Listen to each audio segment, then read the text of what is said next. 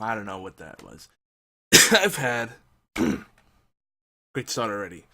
I've had a long weekend and not much sleep, at least not solid sleep. Went on a little weekend getaway to Florida. By the way, hi, I'm Yogi. This is the first time you're visiting my channel on Twitch or YouTube. Let me make sure everything's coming in alright. I'm gonna cue up some music. Eerily quiet for right now. I'm not used to complete silence. So today I just wanted to do a late night edition of the vlog and talk about just a couple of things. I'll do my usual plugs. Make sure you come get to know the gang, the awesome team of geeks and creatives over at geekyantics.net. Leave some comments, share our stuff, and see what we're really all about and what I'm trying to build with the help of a bunch of other awesome people. And it's about helping others and creative, a collaborative, and of course it helps me too. I mean, it's a win-win situation, or win-win-win situation, depending on how you look at it. But geekyantics.net, geekyantics.net. Alright, I'm gonna drill into your head. See, the music is kind of mesmerizing, so that should kind of work it into your noggin. But also, we have a voicemail line, 206-415-4987, where you're welcome to call in and chime in on whatever relates to Geeky Antics content, shows that we have, like Gaming Death podcast, which just joined our family, Voice Play Live, our premier interactive show, and some of the other shows we have coming up. We have polls that we'd love for everybody to take, including a poll dedicated to helping us choose a name for our upcoming show. Very important. I'm very big on branding, so your feedback would be very much appreciated, and a bunch of people already voted. And listen, we're gonna either call it Game Mechanics 101. That will be like the unofficial sister podcast to Game History 101. I can't talk tonight. Or Bit by Bit Gaming, which a lot of people like as well. There's another one that people like that besides, I think it was the Game Mechanics or Breaking the Game. But if you listen to some of my previous vlogs, and if you listen to Horseplay Live, you'll see more about it. We're basically talking about the theories and psychology, design concepts behind games of all kinds, not just video games, tabletop games too, and then also a very heavy focus on strategy gaming and strategies for games. But today I wanted to talk about Marvel Puzzle Quest, because we just had an episode of Horseplay Live with Chip Sella from the B Team podcast and Agents of S.H.I.E.L.D. cast over at allgames.com, where you can also find us, so make sure you visit there. But we never get to quite talk about Marvel Puzzle Quest as heavily as we want to, so we try to make a special episode dedicated to it, and we still didn't dig that deep.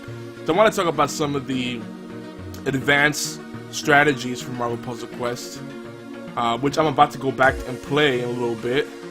It's because we need to I'm in an alliance, the B Team alliance, so we're trying to be a lot more aggressive, but at the same time still play in a way that's fun and not super grindy. Casual competition, I like to call it.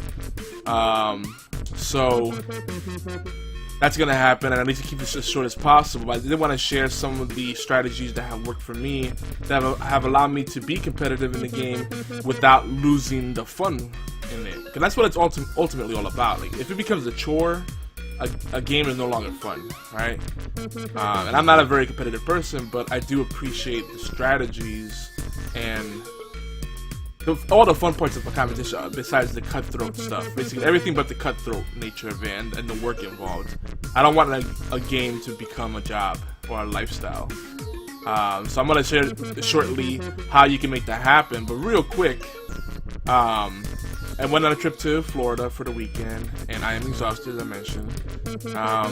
A few things I want to note, and I won't go too far with this, but I swear Florida gets all the rejects from all the states. It's particularly New York and Georgia and surrounding states in Florida besides Georgia. All the nearby states. Because Georgia does border Florida. If you don't know geography, there you go. Geography for this is geography or knowledge for the evening. But because I'm just saying this, because there's some great people in Florida. There's a lot of great people in Florida, and you can't generalize because, you know, Florida is very much a melting pot city, state. Yeah. I'm tired, can you tell? But, you know, there's just some of the drivers in Florida. We got into at least 5 near accidents because people just were driving retarded. It was raining like crazy, and the moment we crossed the border from Georgia to Florida, it was like a completely different climate, and it was crazy. It was foggy, and it was raining a lot, and then it would stop, and it would just come down like in buckets. It was weird. I never get over that in Florida. And people in Florida decide, and these are the natives. I was looking at the license plates. These weren't people visiting from outside of the state. They weren't from out of state. There was people from that are native to Florida that were driving like crazy. When it's raining, do not drive like it's normal weather, especially when the rain is just freshly falling down. That's dangerous. And of course, we saw 2 accidents, but the worst one was when this girl, I guess she was driving way faster than she should have, and she hit a pothole, skid to the side. Fortunately, she didn't hit anybody. And then she took a guardrail down with her, somehow bounced off of it, lost the front end of her truck, and then passed out. She wasn't hurt or anything. I guess she just got a minor concussion, but it could have been much worse. And unfortunately, we all kind of dodged it, and then everybody checked on her and called the ambulance, all that stuff. But part of me felt bad for her, and the other part's like, come on, there's a few things wrong here. If you're a small person, don't drive a truck. And if you're someone that gets distracted easily, don't drive a truck. Because our second accident was a guy in a huge truck with freaking, I don't know, 30-inch wheels. I mean, the tires were massive. Oh my gosh, they were like monster truck wheels. They were bigger than that. I don't know. And he had the high suspension. And he backs up into us and punctures the front of our vehicle with his hitch. I have a sore spot when it comes to people who don't know how to drive and don't know how to park. And just general inconsiderate people. It's like people that run through you, push through you on the escalator because they figure, I'll take the escalator, but I also will run down to increase my time savings. You know, are you in that much of a rush? If you're gonna walk down the escalator, take the stairs that are right next to it. Like, this is usually something that's available in the mall or any store, wherever you're at. They have escalators. A hospital, it's usually stairs and escalators. If you're gonna walk down the escalators, then take the stairs. All right. By the way, Marvel Puzzle Quest, because I'm already 8 minutes in, and I do need to get playing and try to redeem myself because I've been on a bit of a slump. Usually in Marvel Puzzle Quest, I usually stay in like top 100 or 50. Usually 50, top 50. And what it does is that it creates brackets, shards. So you're not playing against everybody in the community for the rank, you're playing against a subset of the entire community. So it's still very competitive, but it's a good way to do it because you're not having as many people attacking you, and as much competition and craziness. Yes, I know it's time to play more Puzzle Quest. It's my alarm. I'm feeling competitive today. Maybe because I'm delirious and frustrated and pissed off. But one of the things I've seen, there's a few things I would recommend. Learn good team comps. Even when you have low level and low rarity, like 1-star or 2-star characters, if you have the right team comp, you can do a lot. Like Black Widow, any variation or any version of Black Widow with the classic Storm, the Black Suit Storm. If you have those two together and you could pull off their combo, you clear the board and get tiles. You steal tiles from your opponent, and then you either freeze the opponent, stun them for a turn or several turns, or you heal your team, and it's just an endless loop. And with Classic Storm, she can steal special tiles, like the environmental tiles, which give you special abilities, or you could steal any kind of tile on the board, and it just it becomes this endless loop if you do it just right. It's just annoying, especially if you're on the other side of it. They're not very durable characters, but if you mix them up with the right people, you can do some crazy stuff. Like Moonstone, you can throw Moonstone in there. She's just got a good body on her. But if you don't know about Marvel Puzzle Quest, it's a free game that's available on iOS, Android. I would not recommend the Steam version because its economy sucks. It is free to play, and the paywall is not like most games. It's actually reasonable. They don't force you to pay money to progress and to be competitive. But you should pay for it because it's a good way to tip the developer and thank him for making a great game. And it does fast track you. That's just the way any free to play game is. You can pay real money to fast track yourself. As Chip said, Chipsella on episode 20 of Voice Play Live, which you can find on Stitcher, iTunes, TuneIn Radio, AllGames.com, Geektastic.net, just pretty much anywhere. Zoom, did I mention Zoom? We're all over the place. Check us out. We're on YouTube too. And Twitch. That's where our live show is. But episode 20, enough plugs. Chipsella mentioned a good thing. You know, one of the biggest mistakes newbies make when starting the game is wasting the hero coins on silly things. The only thing you spend hero coins on are covers, slots for your covers, so you can get a bigger team and be able to play for longer periods. Because the more team members you have, the less you have to wait for your team members to recuperate and, you know, basically go on and grind. So you have longer runs and you get better rewards and more points. Simple mathematics. But once you get further along in the game and you're comfortable where your team is at, then you can use hero points for things like I would say for things like a shield, locking in your position, like in the last 3 to 8 hours or last day of the event, you get a shield. I would only do the 3-hour one. It's like 75 hero coins. Anything else beyond that, or hero points, what are they called? Hero coins. Anything beyond that is a little too expensive. It's just adding up. But if you really want the rewards of, be selective too.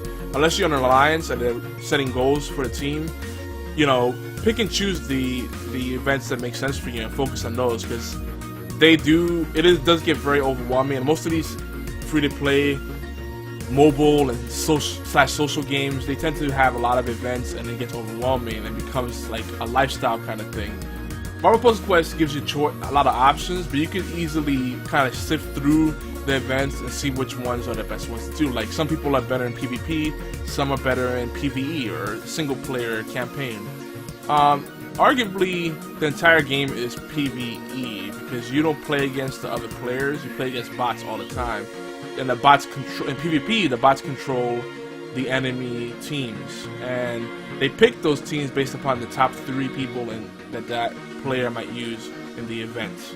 And the PC can usually be very predictable, so you just want to focus on avoiding setting up big moves and starving them of plays.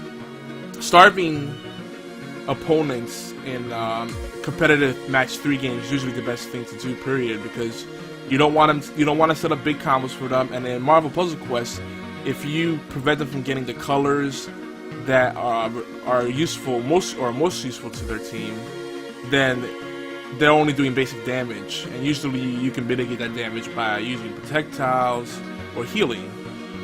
There's the Drake in Wolverine's son. He heals, and if he's just getting hit with basic attacks and there's no strike tiles out and there's no combos being done by the enemy team, he is virtually invincible. So he's a very good tank to have, especially if green tiles are useful to you, because that's something that he benefits too, because he creates, anytime there's a green match on the board by either team, he creates a strike tile. So, you know, again, it's about team composition. You know, and I just mentioned this briefly, but I want to get more into the team composition. You just got to look at which characters jive together, and also look at the scenario and see what you need most. Like, if there's a lot of countdown tiles, you may want something for removing those countdown tiles or taking them over, like Moonstone, Yelena Belova, Evil Black Widow, I believe that's how you say her name. Bagman Spider-Man, even Juggernaut. There's so many different ways of Storm. There's lots of different characters you can use for removing evil with the tiles from the board. Oh, Loki, who's currently the event. I do gotta wrap this up. I did want to get more into the advanced noob strategies, so you can just learn. You know, you don't have to spend a lot of time or money in this game, if at all. You just gotta play smart, and that's what I love about this game. It's a match 3 puzzle game, and you would think that there's not much depth to it, but the more you play it, the more you realize there actually is something to this. There's more to this than just matching colors. Because, you know, my wife will watch me and she'll say, "Oh, go for that one." I said, "You got a match right there." I was like, "No, I'm targeting specific combos so I could pull off this special power, this hero ability." And that part blows up her mind. She's like, it blows her mind because she's like, "What?" And just get the matches. Who cares about that? You know. And I guess that's part of the thing that people have to get used to when doing Marvel Puzzle Quest, because it's not your typical like Jewels or Candy Crush kind of thing. There's actually a lot of thinking involved. I had another tip. Let me just tell you some of my favorite team comps before I sign off. Because I'm really tired and I'm just rambling on. I do apologize. I just wanted to make sure I touch base with you guys and say, hey, I missed you. I didn't do any streaming this weekend. I didn't do videos like I wanted to for Retro Friday. You know, hashtag Retro Friday. And I wanted to get more stuff up on Geektastic.net, but I'm not trying to make up for lost time this week, so hopefully I can recuperate. Vacations or weekend getaways, I mean, you need a vacation for the vacation. It's like I'm recuperating from what was supposed to be fun for the most part. Though there was a family emergency involved in it, but that's for another discussion. I don't want to be a downer right now, but some team comps that I like. Now, mostly everyone runs Thor and Wolverine because they are tanky. They have some of the best damage output and abilities out there, and they work well together. So a lot of people use it together because they both use yellow, red and green tiles, so you can switch off depending on what situation it calls for. Now, I don't like the way they retooled Wolverine. If you've been around Marvel Puzzle Quest enough, you remember Wolverine used to have a passive heal that took part to happen every turn, and now it's only when he's below 50% or lower on health and he gets a yellow match. It makes him less viable, less durable. But if you throw in a healer like I think it's the Amazing Spider-Man, the traditional red and blue suit Spider-Man, or if you throw in Fishnet Black Widow, which we just call Fishnet because that's who she is. She's the Fishnet. You know, she got the fishnet stockings. That's why she's called Fishnet, by the way.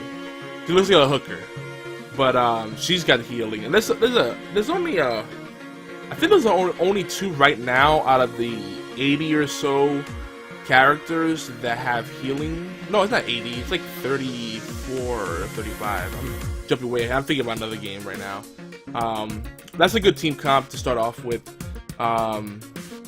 You know, it really depends. If you want to be aggressive and just put out, if your whole approach is to kill the opponent as fast as you can, with that, you know, so you minimize how much damage you take. That's one way to do it. And Thor, Wolverine, and just about anyone else, like Ares, would be a good call there. Moonstone does good damage as well, and she has a stun. You know, it really depends. The thing you have to think about how sustainable your team comps are. Like how many fights can it do before they finally get taken out? And that's why it's good to have the healing there. Trying to think who else is good. I've had good success with Draken, Wolverine's son, and Thor and Wolverine together, or any of the characters that use green tiles, because again, he benefits from that. And the damage just adding up quite a bit. There's so many synergies though, it's like I couldn't possibly cover it in the scope of this vlog. And how am I doing on time? Yeah, I need to get off of here. So I'm gonna sign off now, guys. Thanks for tuning in, and hopefully I'll be back later if I can actually stay up and do some Hearthstone streaming. Let's do something on Twitch. Twitch.tv/YogiZilla if you're not there right now. I am out of here. I'm exhausted. But if you're curious about Marvel Puzzle Quest and you want to hear more about it, let me know, and we'll work it into some of our shows over at Geektastic.net, or maybe do some blog posts. I'm thinking that's what I'm gonna do when I can actually formulate thoughts. But anyway, this is Yogizilla, and I'm out. Peace.